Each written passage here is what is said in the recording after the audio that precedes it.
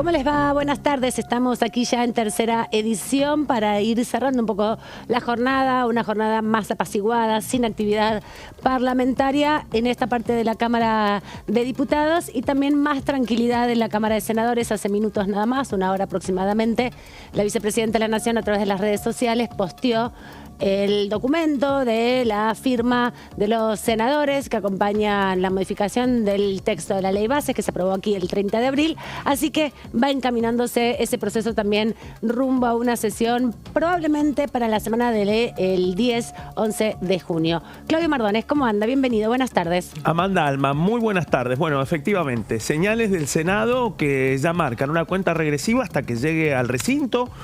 Dictamen de mayoría para el proyecto de ley bases, para el dictamen que venía de la Cámara de Diputados con modificaciones y también para el paquete fiscal. Así que de entrada la primera definición, vuelve a diputados. Efectivamente, pero vamos rápido a nuestra primera comunicación telefónica y presentamos de esta manera al invitado.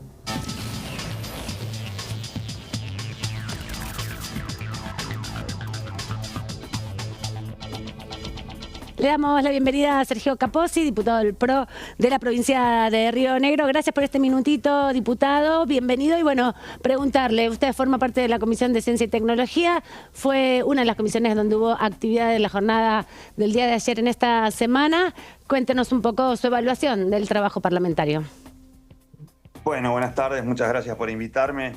Así es, formo parte de la comisión. Ayer fue una jornada muy extensa. Arrancamos a las 9:30 de la mañana, primero con la Comisión de Discapacidad, después la de Comunicación y junto con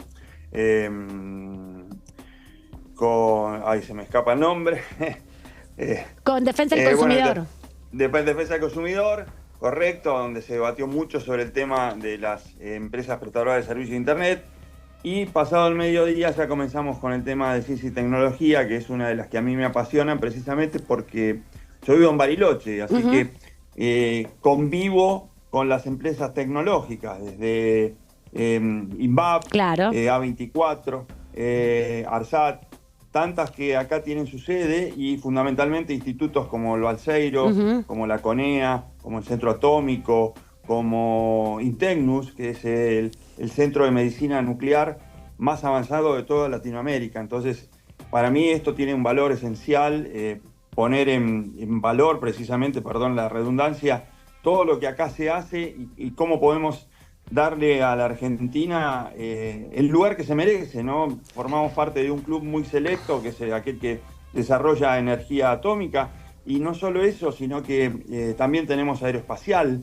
Y entonces, esto es muy costoso, pero ¿es costoso o es una inversión a largo plazo? Y eso es lo cual a mí, yo soy nuevo en el tema, sí. Recién juré el 10 de diciembre, pero la primera comisión en la cual me postulé para integrar fue esta de Ciencia y Tecnología, ¿no? Tuviste mucho trabajo, porque también estás en discapacidad, en legislación del trabajo, estuviste con muchas dimensiones del debate parlamentario. Me interesa esto que planteabas finalmente respecto a la inversión que tienen todas estas empresas. Las que nombraste vos, ¿tienen capitales privados? ¿Son de inversión pública? ¿Cómo es un poco también para entender justamente en la localidad donde vos estás tanto desarrollo de este tipo de industrias?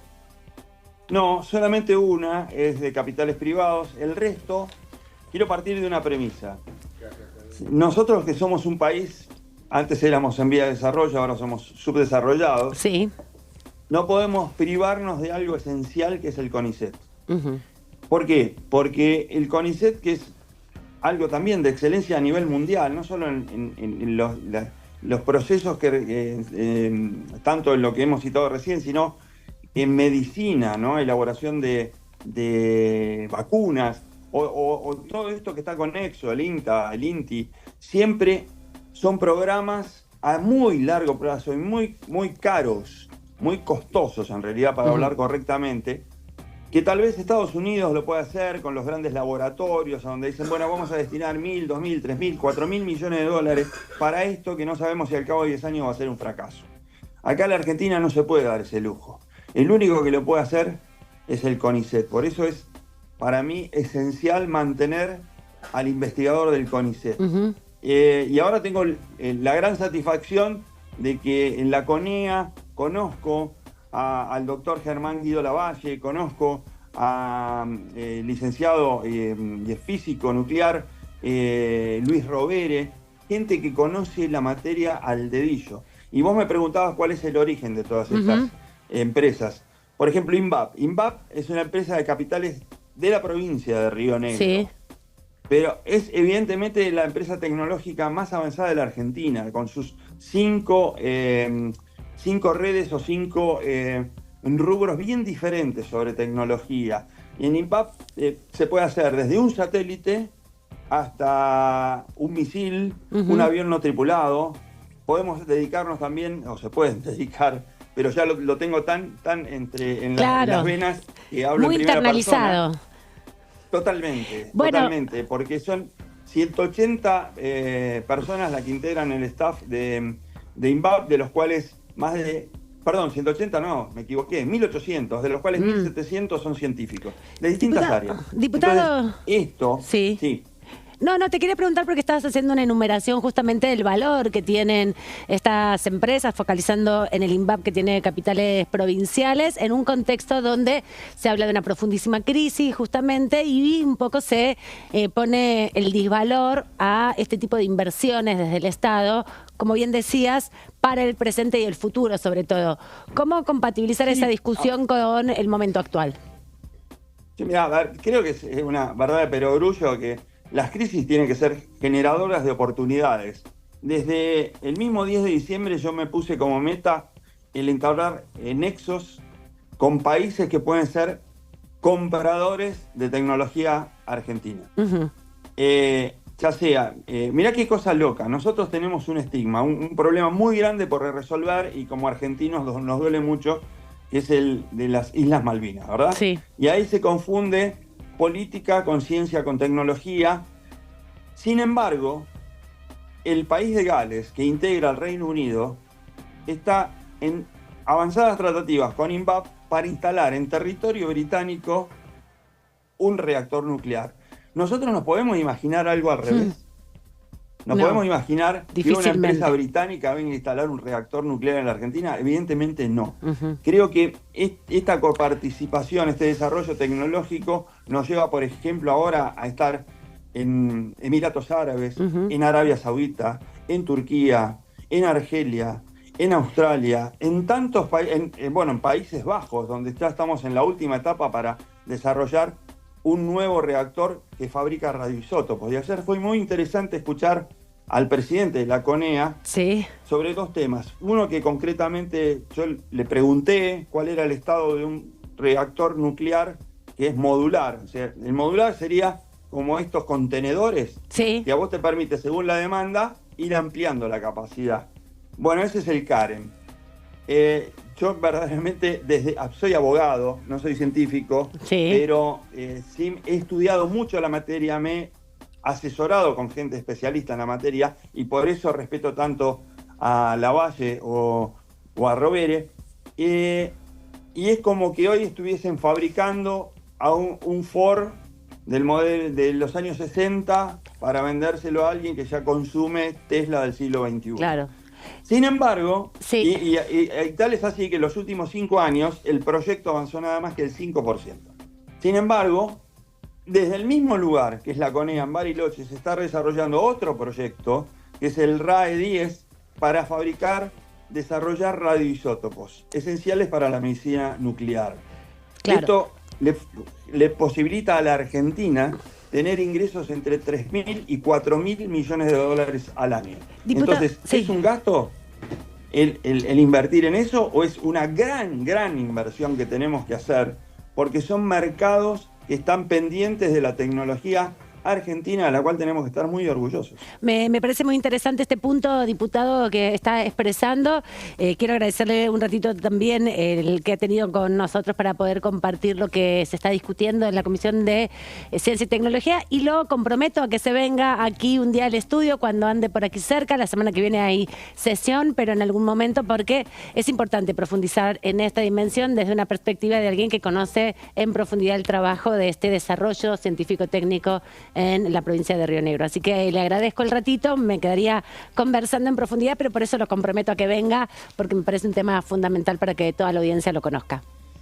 Sí. Y en tecnología que estamos desarrollando acá en Bariloche, podemos hablar horas. Perfecto. Desde una casa que se puede fabricar en un día, por ejemplo. Sí, en un país con tan grave déficit habitacional, bueno, acá una casa se puede fabricar en un día. He visto. Tecnología que están desarrollando chicos con graves problemas de adicción. Y es la manera también de correrlos de ese lugar. Muchísimas gracias. Comprometido entonces para venirse en cualquier momento, diputado. Muchísimas gracias por la entrevista. Que te Hasta luego. bien. Sergio Capozzi, diputado del PRO de la provincia de Río Negro. Eso que decía al final respecto de la construcción de casas en un día tiene que ver con el desarrollo de una impresora 3D para la construcción de casas que se viene desarrollando no solamente en la provincia de Río Negro, en la zona de Bariloche, sino también se está implementando ya en algunos lugares de la provincia de Buenos Aires. Pero está aquí nuestro compañero Antonio Ricovene y le quiero dar la bienvenida. ¿Cómo estás? Buenas tardes. Amanda Alma, buenas tardes para vos, buenas tardes para Claudio y a toda la audiencia. Perfecto. Escuchando también lo que tenía para comentarnos el diputado nacional y expectantes también de la convocatoria para el próximo martes, donde, bueno, está convocada la sesión pedida por Unión por la Patria para tratar lo que tiene que ver con jubilaciones y financiamiento universitario. Justamente, me das el pie para poder compartir con ustedes estas placas donde sintetizamos los proyectos, si les parece los compartimos y me ayudan a leerlos porque son bastantes los proyectos que se presentaron, que son los dictámenes. Bueno, lo vamos a ver. Esta es la convocatoria a la sesión, como ustedes están viendo, el texto tiene ahí los despachos con los números 23-18D del 2023. Uno de ellos es establecer que las jubilaciones y pensiones serán expresadas en unidades de valor adquisitivo, UVA, excepto las provenientes de los regímenes especiales. Otro que tiene que ver con el sistema integrado de jubilaciones y pensiones, la modificación del artículo 2 sobre movilidad jubilatoria, en el mismo sentido varios proyectos, el 5.253, el 0011, el 0174, todos ellos modifican el artículo 32 sobre la movilidad jubilatoria y el cálculo de la movilidad jubilatoria. Son una cantidad importante de proyectos. Recordemos además que hay 5 dictámenes finalmente que se aprobaron en el debate y eso es parte de lo que va a estar discutiéndose el próximo 4 de junio a las 11 de la mañana, ¿no? 11 de la mañana, exactamente. Ahí es donde está en este listado que vos estabas contando, Amanda. Bueno, lo que se va a poner finalmente sobre el recinto, estos 5 dictámenes que, bueno, dejan esta pregunta: ¿va a quedar esto así o quizás hay algunos puntos de coincidencia? Lo primero, lo que nos decía Antonio, tenemos 2 pedidos. Por una parte, el pedido que hoy finalmente se conoció, formalizado por el radicalismo para llevar adelante esta discusión de la actualización de la movilidad jubilatoria y la convocatoria de Unión por la Patria para discutir también el Fondo Nacional del Incentivo Docente, su restitución. ¿Qué implica esto? Y que posiblemente se amplíe el temario, que el panperonismo dé quórum para esta sesión que ya convocó Tomás Ice Figueroa, el secretario parlamentario de la Cámara, y precisamente quien dio la voz de largada para lo que va a ser esta sesión. Las expectativas del panperonismo, bueno, sumar la discusión del FONID y poder cruzar lo que viene en el debate en torno a la cuestión educativa universitaria y en este caso no universitaria. Y estos 5 dictámenes, la gran diferencia especialmente entre el que tiene la firma del radicalismo, Hacemos Coalición Federal e Innovación Federal, frente al de Unión por la Patria, bueno, el Fondo de Garantía y Sustentabilidad, entre otros puntos. El otro, la apuesta de la libertad avanza, que lo que busca es precisamente ratificar el DNU 274 y que es precisamente poder mantener el esquema de aumentos que dispuso el gobierno nacional, y el planteo también del Frente de Izquierda, que es recuperar el 82% móvil y en ese contexto garantizar de que nadie cobre por debajo de la canasta básica del adulto mayor. Sí, lo que tiene que ver con Unión por la Patria, ahí la principal apuesta está en que por lo menos haya quórum, que por lo menos se abra la sesión. 129. 129. La idea de que, bueno, una vez que haya quórum, algo va a salir, nos vamos a poner de acuerdo en algunas cuestiones en particulares. De última, hay algunas cosas que después se van a poder modificar, pero la intención es que haya por lo menos una sesión, por lo menos yendo al caso de financiamiento universitario. Las diferencias son mínimas. Son mínimas. En lo sustancial están de acuerdo en lo que tiene que ver con el aumento de forma bimestral por inflación, y después lo que tenga que ver con las diferencias de las becas estudiantiles, con el lugar que tengan o no las universidades que fueron aprobadas por ley el año pasado. Eso después se puede dirimir. Esa es la apuesta de Unión por la Patria, que por lo menos den quórum. Claro, porque acá lo que está en juego es que las convocatorias que hizo Unión por la Patria fracasaron por la cantidad de acompañamientos que obtuvo, por ejemplo, del radicalismo. En algunas de las sesiones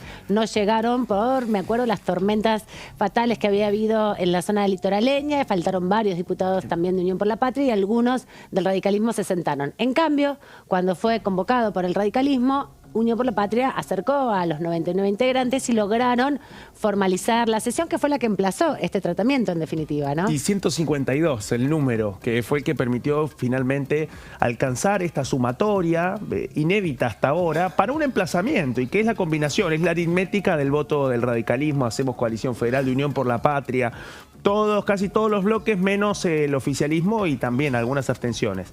Bueno, hasta ahora ese número alcanzó para un emplazamiento que abrió, bueno, la cristalización de los dictámenes para definir un mecanismo de actualización del presupuesto universitario. Ahora, con el tema jubilatorio, y bueno, tenemos el primer intento de una convocatoria, que era el primer ejercicio para ver si por fuera de las relaciones con el oficialismo daban los números para convocar al quórum, y en ese momento una parte del radicalismo no pudo porque viajaba, y otra parte orgánicamente el bloque de la UCR decidió no bajar porque finalmente la Comisión de Previsión Social quedó en manos de Gabriela Brauer de Koenig, que es diputada del radicalismo, y que en ese contexto... Devolución de gentileza. Devolución de gentileza, sí señor. Negociaciones que le dicen. Negociaciones que además le permitieron en ese contexto, bueno, al gobierno ganar tiempo, porque finalmente lo que iba a ser la actualización de la fórmula del IPC prevista para abril termina siendo postergada para junio, julio, y empieza también en ese contexto a diluir lo que fue la discusión de los 3 meses más duros de este año, en lo que va de estos 5, y especialmente por la alta inflación y por la búsqueda del empalme, ¿no? Claro. Ese 8,1%, que bueno, que también forma parte de la discusión. Que eso fue lo que estuvo también trabajándose en las comisiones respecto a cómo ajustar justamente ese empalme y evitar que las jubilaciones pierdan tanto frente al 25% de la inflación de diciembre, el 20,5% de enero y el 15,5% más o menos que tuvo febrero, ¿no? Números muy altos que sumados ya superan el 50% de la inflación en esos solo 3 meses y no fue recuperado por el haber jubilatorio. Pero decías,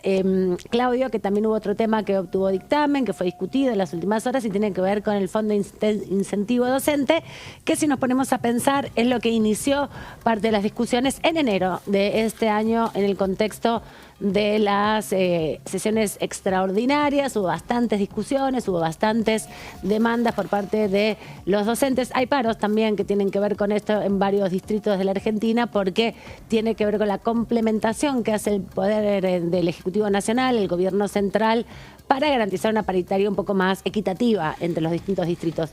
Antonio, ¿nos vas a contar de los dictámenes? Sí, te iba a contar de los dictámenes, Saman, que tienen que ver con distintas iniciativas que surgieron a partir de lo que fue conversándose. Yo tenía preparadas unas placas para hablar sobre un proyecto que presentó Luis Picat, un radical de la... Bueno, entonces vamos por ese entonces. De Córdoba, pero si podemos también contarnos... Te paso, Camila, para que les puedas ver más cerquita. Gracias. Sí. Ahí abajo están. Bueno, lo que tiene que ver con estas discusiones que se empiezan a dar en las comisiones de Educación y Presupuesto. Se firmaron 5 dictámenes, a diferencia de lo que tenía que ver con jubilaciones y con el financiamiento de las universidades. No hubo un acuerdo entre los distintos bloques dialoguistas, tanto la Unión Cívica Radical fue con su dictamen, Hacemos Coalición Federal también presentó sus diferencias, y lo que tiene que ver, decíamos recién, con el punto central, ¿no? Con restituir el FONID, uno de los puntos que Unión por la Patria viene insistiendo. Los otros dictámenes tenían que ver con una intención de que, bueno, qué hacer con esos fondos del FONID, porque la decisión del gobierno al eliminarlo fue, bueno, que el dinero vuelva al Tesoro Nacional. Bueno, porque estaba presupuestado, ¿no? Como claro, está prorrogado el presupuesto, eso estaba incluido ya en los gastos o en las inversiones que hace el Estado central. Así es. Bueno, Unión por la Patria consiguió 34 firmas de este dictamen. Unión por la Patria, recordemos, como la primera minoría, logra la primera minoría también en la representación de las comisiones y establece una vigencia del FONID desde el 1 de enero de 2024 por 5 años, es decir, restituyendo, modificando el decreto del gobierno de Javier Milei que terminaba con la creación de este fondo, con montos destinados al convenio marco, a la paritaria nacional docente, intentando una vez más plantear la discusión de lo que había ocurrido con aquella discusión que se planteó con las universidades, lo que tiene que ver con el gasto de mantenimiento, lo que tiene que ver con el gasto por el salario de los docentes. Bueno, busca el dictamen de Unión por la Patria mantener, ¿no es cierto?, ese monto de dinero. La Libertad avanza junto con el PRO, el MID, el bloque Independencia, recordemos el bloque de los 3 diputados por Tucumán que responden a Osvaldo Jaldo, cosecharon 26 firmas y rechazan la restitución del FONID y prácticamente defienden lo que tiene que ver con lo que decretó el gobierno de Javier Milei. Y también plantean la amenaza de veto, este tema que planteó el propio presidente Javier Milei, hablando de un costo fiscal entre 1 billón de pesos y 1,4 billones, planteando el tema presupuestario en lo que tiene que ver con también la actualización de lo que habían sido los fondos para el año que viene.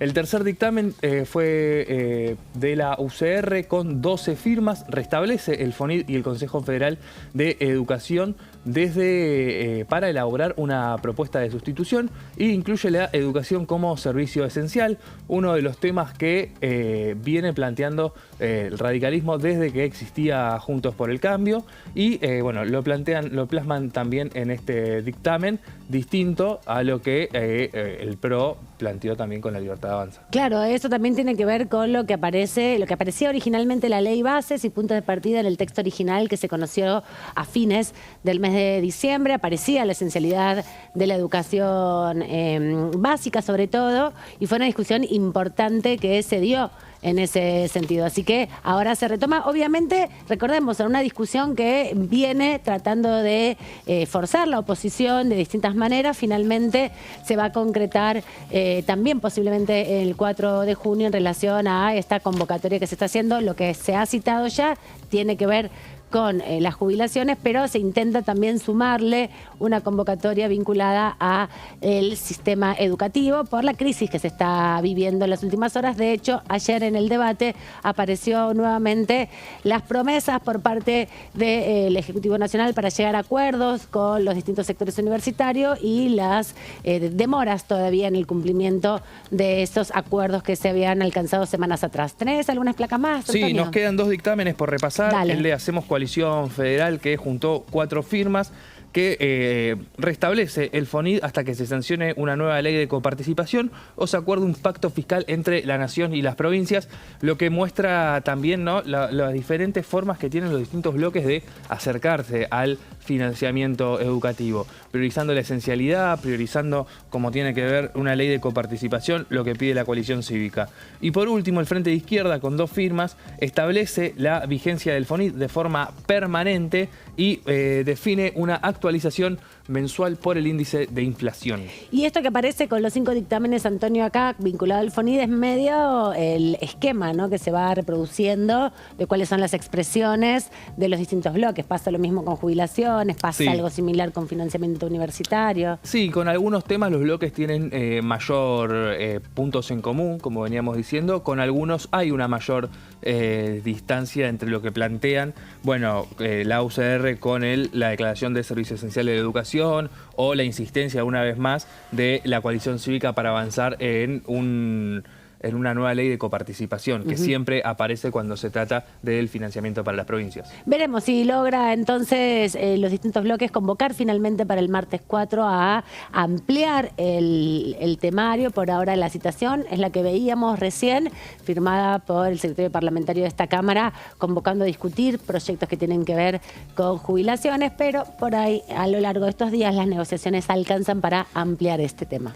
Y hay un datito nuevo que ha surgido en este contexto de lo que nos cuenta Antonio, y es que, bueno, venimos de una semana en donde también viene surgiendo otra agenda en el Ministerio de Educación, Secretaría de Educación, a cargo de Carlos Torrendel, que tuvo también una reunión con todos los integrantes del Consejo Federal de Educación para firmar un pacto federal de alfabetización. Ajá. En un momento en donde, claro, empieza a recrudecer con más fuerza la discusión de decir, bueno, avanzamos en un plan nacional de alfabetización asumiendo de que es una dificultad estructural, especialmente en la educación primaria.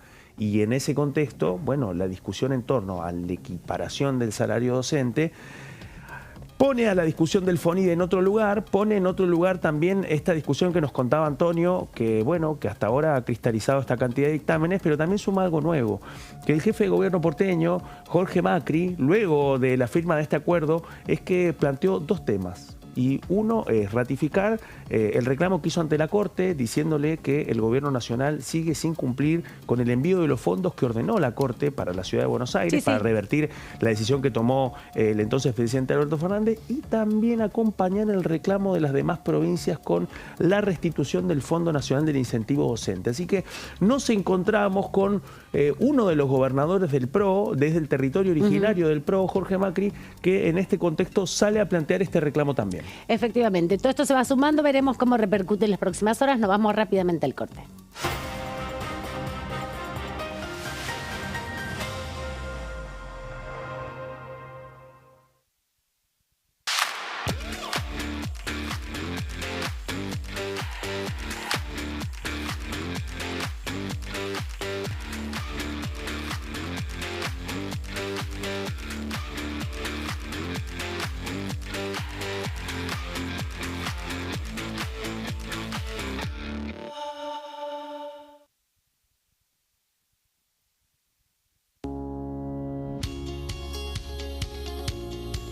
La Cámara de Diputados tiene 257 miembros. Los diputados debaten y sancionan leyes que rigen en todo el territorio nacional. Algunas de las más importantes son el presupuesto de gastos generales del Estado, el Código Civil, el Código Penal, la forma en que se rige el trabajo, las jubilaciones, entre tantas otras. Además, controla y hace un seguimiento de las políticas del Poder Ejecutivo a través de la visita de diferentes funcionarios o el pedido de informes, así como la posibilidad de realizar juicios políticos a los funcionarios. La duración de los mandatos de los diputados es de 4 años y pueden ser reelegidos indefinidamente. Desde el momento en que asumen y hasta el final de su mandato, no pueden ser acusados, interrogados judicialmente, ni molestados por las opiniones o discursos que imitan desempeñando su mandato. Son requisitos para ser diputado tener al menos 25 años, 4 años de ciudadanía argentina y haber nacido en la provincia por la que se postula o haber residido en ella los 2 años precedentes. Se agrupan en bloques que expresan partidos políticos o afinidad ideológica. Existen también los monobloques integrados por un solo diputado. En este momento millones de niños y niñas tienen desnutrición severa. Algunos están tan débiles que apenas pueden pararse. Pero con tu ayuda podemos salvar a los niños. Este alimento terapéutico listo para usar está lleno de vitaminas y nutrientes esenciales que ayudan a los niños y a las niñas a recuperarse de la desnutrición. Gracias a personas como vos, ayudamos a salvar a millones de niños cada año. Da un simple paso. Dona ahora y ayúdanos a seguir salvando vidas.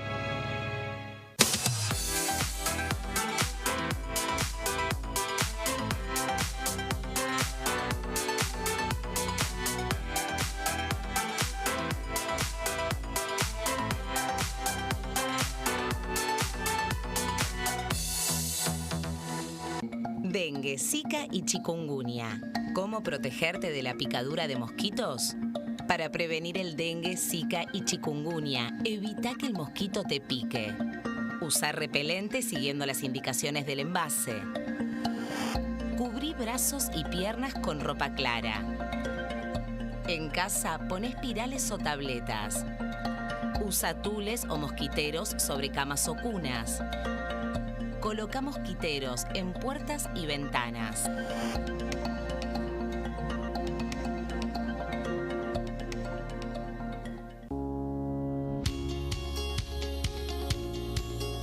Cuando un proyecto de ley ingresa a la Cámara de Diputados, ya sea creado por un legislador, enviado por el Poder Ejecutivo o producto de una iniciativa popular, se trata primero en las comisiones correspondientes para luego ser tratado en el recinto por los diputados.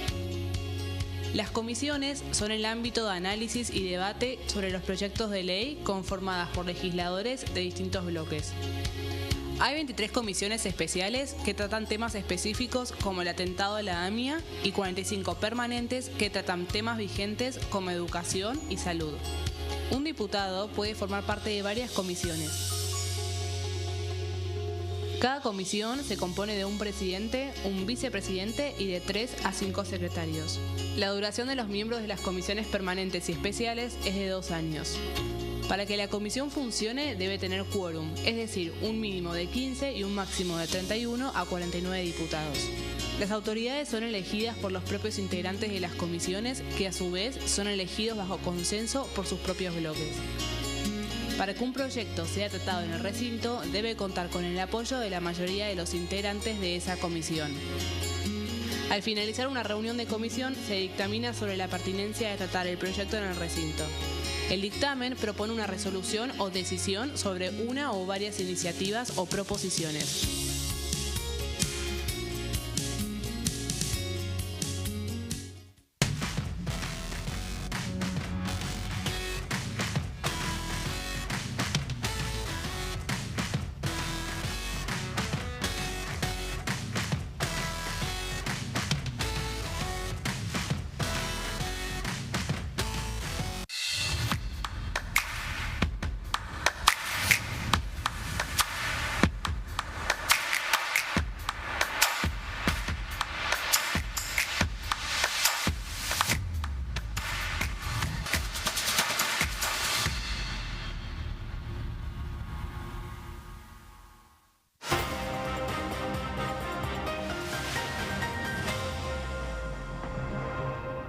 Último día del mes, me acabo de dar cuenta que estamos a 30 de mayo. Sí, mañana es el último día, 31. Acá estaba contando, claro, mañana es 31, es verdad. Anteúltimo día del mes, aquí último jueves, podremos decir, de mayo del 2024, que se está yendo ya y que está también trayéndonos las novedades para el mes de junio respecto a la ley base. Vamos a hablar mínimamente de eso porque ayer hubo mucho revuelo. Finalmente hoy, como os decíamos hace una hora atrás, la vicepresidenta de la Nación, a través de su cuenta en la red X, publicó la firma del dictamen.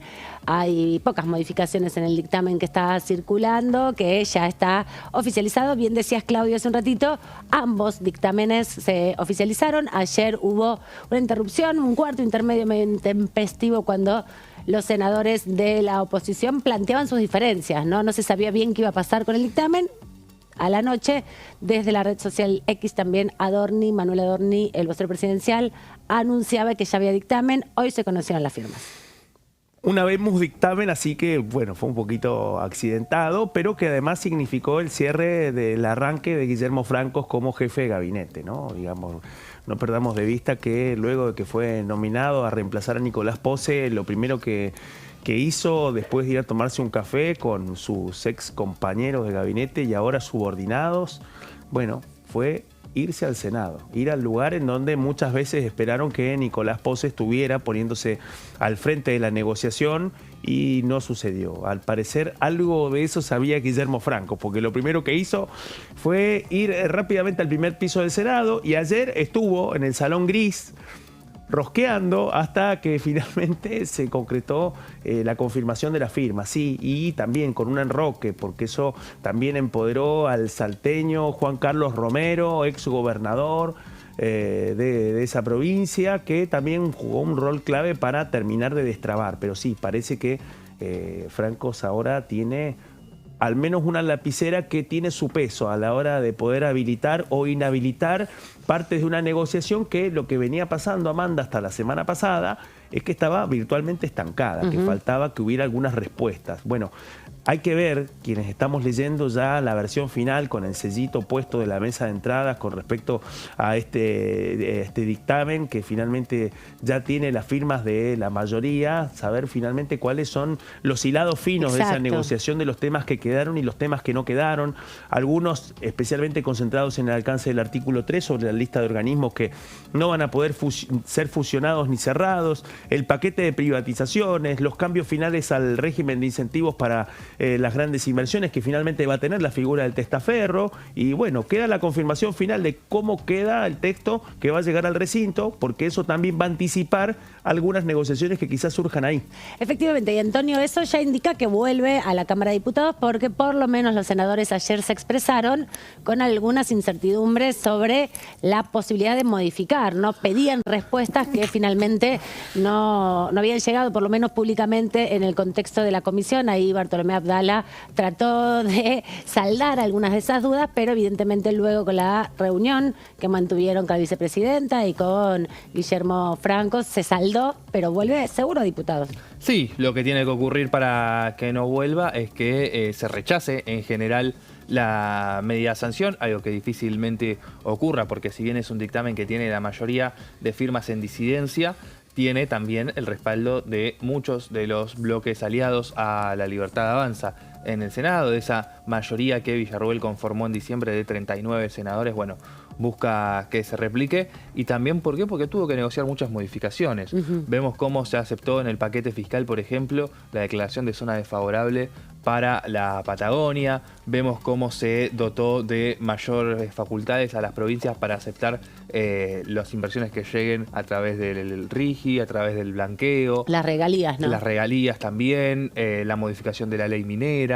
Bueno, son negociaciones que se concretaron ayer a última hora y por eso se generó esta sensación de que terminábamos el día creyendo que no había dictamen y un par de horas después el propio jefe de gabinete, flamante jefe de gabinete, Guillermo Francos, anunciaba que ya estaba listo el despacho. De eso vamos a estar hablando seguramente en los próximos días porque lo que se está diciendo, por lo menos en las inmediaciones de las autoridades del Senado, recordemos, no solamente la vicepresidencia de la Nación ocupó un rol fundamental como administradora del Senado, sino las autoridades políticas que tiene el Senado de la Nación, vicepresidencias provisionales, la vicepresidencia primera y segunda, están planteando la posibilidad de que sea el 12 de junio o por esa semana de ya mediados de junio para avanzar en el recinto, en la aprobación del proyecto. Va suscitando también el trabajo más fino, como bien decía Claudio, de la letra, del texto que va a tener finalmente, para que no suceda lo que pasó aquí en la Cámara de Diputados en el mes de febrero, cuando se intentó aprobar sin un dictamen tan claramente sellado, podríamos decir, respecto a las modificaciones que se van a aceptar. Así que queda un largo recorrido, lo vamos a estar transitando aquí, pero también queremos hablar de otros proyectos que en general están más asociados al momento del debate del presupuesto, pero como el presupuesto está prorrogado, como la gestión de Javier Milei no ha enviado todavía ningún anticipo de lo que será el presupuesto 2025, ni tampoco un reajuste del presupuesto vigente, que es el prorrogado del año pasado. Hay algunos diputados, Claudio, que están insistiendo en modificar como aspecto fundamental el fondo para el transporte público, ¿no? Hay, de hecho, hoy medida de fuerza en el ámbito metropolitano de los trenes respecto a los recursos que se le dan al servicio. Otra discusión derivada a lo que es la prórroga del presupuesto 2023 y que este 2024 no tenga un presupuesto votado por el Congreso de la Nación, sino que todo dependa de medidas ejecutivas firmadas por el presidente de la Nación y por el ministro de Hacienda, Luis Toto Caputo. Lo cierto es que el otro día nos preguntábamos, bueno, ¿qué tienen en común la ciudad de Neuquén, la ciudad de Rosario, la ciudad de Córdoba, la ciudad de Mendoza? Bueno, tienen en común que sus intendentes incluso están planificando la posibilidad de movilizar frente al Congreso de la Nación, precisamente para rechazar la última decisión de la Secretaría de Transporte que reordenó el esquema de subsidios, actualizó los subsidios para el área metropolitana, pero dejó fuera a el transporte público automotor del resto de la red de transporte de nuestro país. Es decir, en pocas palabras, que las provincias quedaron afuera de la actualización de los subsidios. Bueno, en ese contexto es donde nos encontramos con esta propuesta que presenta el diputado nacional Roberto Mirabella, ex senador nacional, ex mano derecha del entonces gobernador peronista Omar Perotti, y bueno, y hoy una de las 99 firmas del bloque de Unión por la Patria. Bueno, Mirabella lo que ha hecho en este contexto es presentar un proyecto que lo que busca es poner el foco en la resolución 424 de la Secretaría de Transporte de la Nación, resolución 424 que lo que plantea es reordenar la distribución de los subsidios. ¿Qué es lo que reclama Mirabella? Bueno, reclama en concreto incorporar a las provincias a la distribución de los subsidios del Estado federal para el transporte público automotor. Precisamente revertir en parte lo que plantea esta resolución 424. Vamos a la siguiente placa para entrar un poco en detalle de qué es lo que se está cocinando en esta decisión de la Secretaría de Transporte que conduce el cordobés Franco Mogueta. Un hombre que algunos consideraron que, bueno, estaba vinculado a las negociaciones del schiarettismo y del gobernador cordobés Martín Yarlora. Bueno, Mogueta finalmente, aunque muchos pidieron que se fuera y que fue uno de los que finalmente no fueron echados por Javier Milei cuando decidió sacar a buena parte de los funcionarios que estaban con pasado cordobesista, como el caso de que fue titular del ANSES, Osvaldo Giordano. Sí. Bueno, fue eyectado velozmente a partir de lo que fueron los primeros escarceos y costos políticos de la, parece tan lejana, pero hace poco, negociación en torno a la primera versión de la ley bases en esta Cámara de Diputados. Bueno, lo cierto es que esta resolución 424 que firma Mogueta, en primer lugar, lo que hizo el 17 de mayo fue aprobar y actualizar el cálculo de costos e ingresos medios para los servicios del transporte público automotor del área metropolitana de Buenos Aires. Bueno, el tema no está en lo que dice, sino en lo que no dice, porque esta resolución, y lo vamos al detalle en la próxima placa, lo que hace es dejar afuera a todo el sistema de transporte público automotor del interior del país. Lo que hace Mirabella también es hacer un pequeño repaso de cuál es el flujo de fondos y la desigualdad de lo que está pasando. En primer lugar, plantea que durante el primer cuatrimestre el AMBA, y esto lo podemos ver en la siguiente placa, recibió más de 241.000 millones de pesos. Y en comparación, el resto de las cabeceras de todas las provincias de nuestro país, por fuera del área metropolitana de Buenos Aires, no recibió un solo centavo. Es decir, 0 versus 241.000 millones de pesos en el primer cuatrimestre de lo que va de este año que, insisto, funciona con prórroga presupuestaria del 2023. Vamos a la siguiente placa, porque también vamos a entender otra parte, porque en el gobierno dicen, pero ¿cómo no?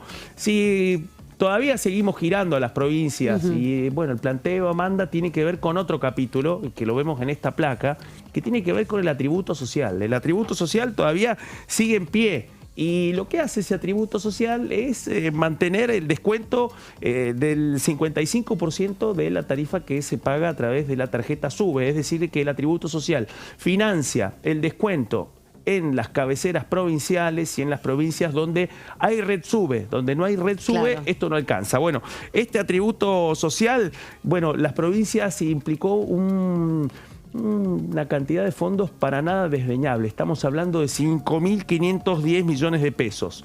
5.510 millones de pesos comparados con el mismo atributo social para el área metropolitana, que fue de 21.615 millones de pesos. Así que igual sigue una situación dispar de 4/1 en relación a la distribución del financiamiento para el descuento para quienes tienen tarifa social de la red SUBE. Este es el otro capítulo que queda en pie. Lo que sí quedó totalmente afuera es finalmente con la eliminación del Fondo Compensador del Transporte Público del Interior. Las consecuencias se dan en este costado de esta resolución que firmó el secretario Franco Mogueta. Dejarlas afuera por completo de todo tipo de actualización.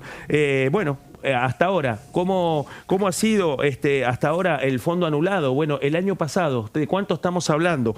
Bueno, el fondo compensador para el transporte del interior, que ahora quedó sin efecto, repartió el año pasado 102.000 millones de pesos en todo el año. Bueno, en este primer cuatrimestre directamente no funciona, ha sido totalmente desfinanciado, y en ese contexto es que el diputado Mirabella presenta este proyecto para pedirle al gobierno nacional que revea esta decisión, pero insisto, se da acompañada por la decisión que falta, el día que le van a poner los intendentes de distintas provincias del interior de nuestro país para movilizarse frente al Palacio Legislativo y precisamente reclamar lo mismo. Efectivamente, esto es parte de lo que se discutió durante el año pasado. Recuerden, Claudio, Antonio, que se intentaba establecer un mecanismo automático. No puedo dejar de traer a la mesa y a la memoria aquellas discusiones acaloradas en torno al presupuesto, sobre todo el del 2022, del 2023. Recordemos que hubo también muchas dificultades para el gobierno de Alberto Fernández de aprobar presupuestos. Hubo uno que no fue aprobado. Exacto. Hubo una prórroga del presupuesto del 2019 en el contexto de la pandemia, pero se presentó a mitad de año un documento que fue ratificado por el Congreso de la Nación de redistribución de partidas a partir de la situación del COVID y el aislamiento obligatorio y la emergencia sanitaria.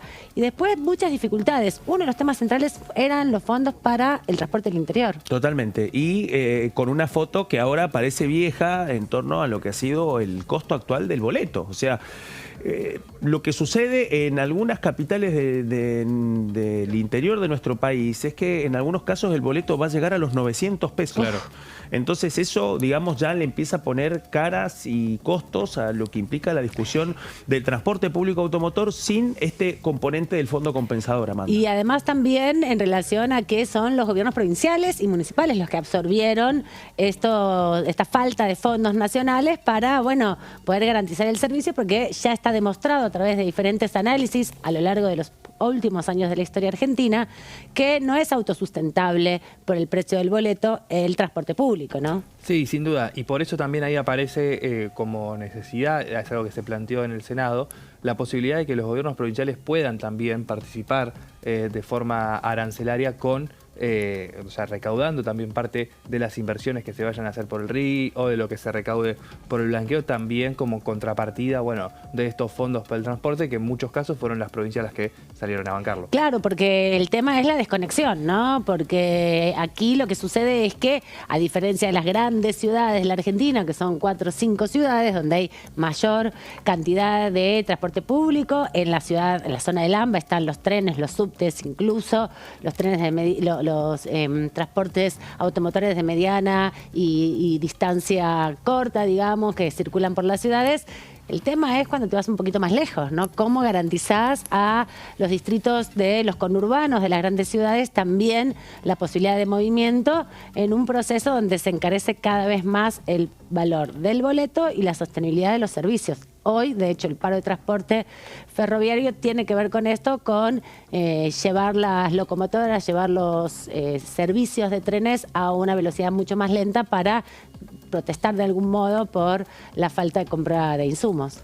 En el caso del transporte del interior, lo que viene sucediendo es un encarecimiento del boleto que oscila entre los 400, 600, 700 y lo que decíamos, hasta 900 pesos si finalmente se termina de definir el impacto de esta decisión del Gobierno Nacional de no participar más de ninguna manera en el subsidio del funcionamiento del transporte público, salvo a través de quienes tienen firmado los convenios para la utilización de la tarjeta SUBE.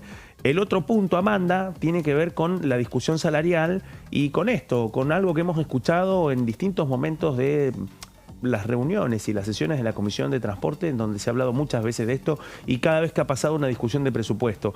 Y tiene que ver con la otra punta de la ecuación, con la actualización de los salarios a partir de las paritarias firmadas con los gremios del transporte de colectivos y, por supuesto, las empresas de colectivos que ya desde el año 2001-2002 tienen una economía que está directamente vinculada al subsidio estatal para el funcionamiento. Y ahí se suma otro componente que siempre queda muy soslayado y que es la vida útil de las unidades del transporte público.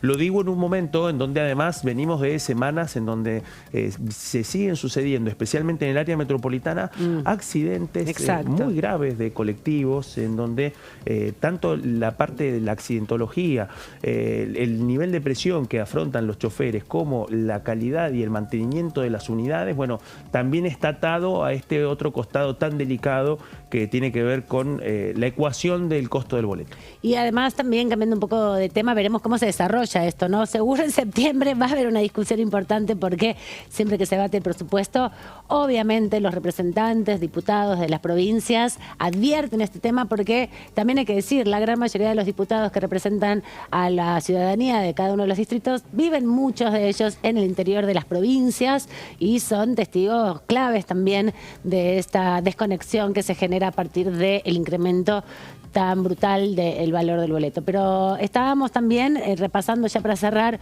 un poco el programa del día de hoy, una semana muy intensa con muchas comisiones, con mucha participación también de invitados. Antonio, hubo no solamente los debates centrales vinculados a lo educativo, sino también la presencia de cooperativas, la presencia también de organismos vinculados al mundo del trabajo, discusiones que empiezan a florecer en un contexto donde el impacto de la crisis económica tiene un valor y tiene ya una instancia donde todos los sectores lo van reconociendo. Sí, son discusiones que empiezan a funcionar como contenedores de los distintos colectivos que atraviesan particularidades difíciles. Recién decíamos las cooperativas, las mutuales, bueno, son parte también de ese entramado, de ese tejido social que busca dar un sostén a esto, y también aparece en la agenda de varios de los diputados y de las diputadas la posibilidad de dar una respuesta, no solamente recibiéndolos, sino también encontrando en proyectos que pueden tener que ver, como por ejemplo la reducción de impuestos como el IVA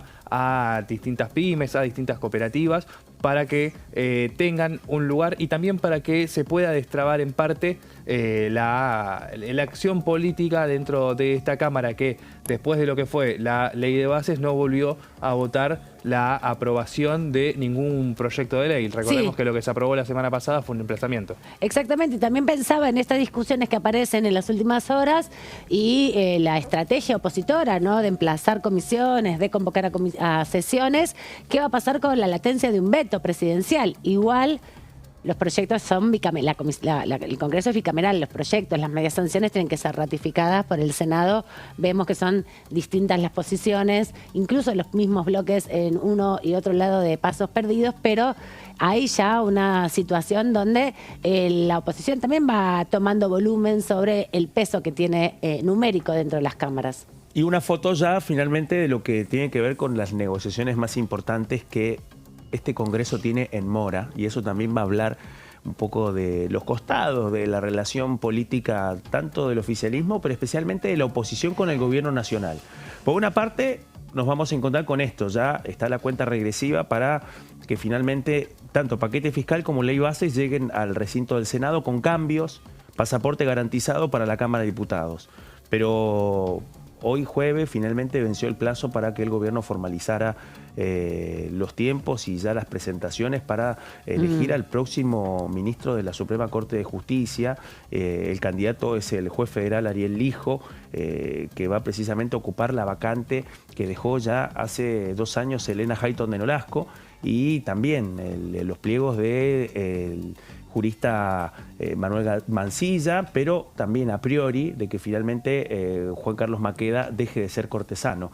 Ahí hay también otra gran pregunta sobre cómo van a ser los comportamientos de la relación del oficialismo y la oposición en la Cámara Alta, en un momento en donde sí nos encontramos, por una parte, a un gobierno nacional que empieza a asumir de que puede haber ley. Hay que ver cuál, a partir de lo que pase con la revisión, la segunda revisión de la Cámara de Diputados. Pero por otra parte, este examen que también fue una deuda para el anterior presidente Alberto Fernández, que no lo pudo cubrir, esa vacante de Elena Hayton de Nolasco, y este examen de lo que puede pasar dentro del Senado de la Nación, en donde parece que la nominación de Ariel Lijo ya contaría con los votos tendría incluso el respaldo también del panperonismo. Claro. Así que estamos hablando de otro momento desde la asunción de Javier Milei, y es especialmente esta otra negociación. ¿Qué va a pasar finalmente en torno a los tiempos que ya corren para elegir al próximo integrante de la Suprema Corte de Justicia de la Nación? Porque hay una mayoría grabada para poder aprobarlo, ¿no? Sí, se necesita los 2/3 de los votos. Mientras tanto, el Senado, como decía Claudio recién, empieza ya a tener los pliegos en su poder. Vamos a ver la posición que tome también en la conducción del debate Guadalupe Tagliaferri, que es la presidenta de la Comisión de Acuerdos por la que deben pasar los dos candidatos a ocupar ese lugar en el máximo tribunal, y también las definiciones que pueden llegar a surgir a partir de eso. Efectivamente, todo esto lo vamos a estar comentando mañana también, sí, finalmente el último día del mes de mayo, se hace largo mayo, un mes eterno, pero ahora se quedan con la continuidad informativa de DTV. Está nuestro compañero Fernando Fraquelli con parte de nuestro equipo. Antonio se queda un ratito más, así que, bueno, que continúe bien la jornada. Muchas gracias, Amanda, vos también. Nos vemos en cualquier momento, y Claudio, nosotros nos vamos los dos juntos. Por supuesto, nos vamos y nos encontramos mañana. Exactamente, así que quédense aquí en Diputados TV, vamos a seguir actualizando la información sobre la sesión y todo lo que será la semana próxima, anticipándolo aquí en Diputados TV. Chau.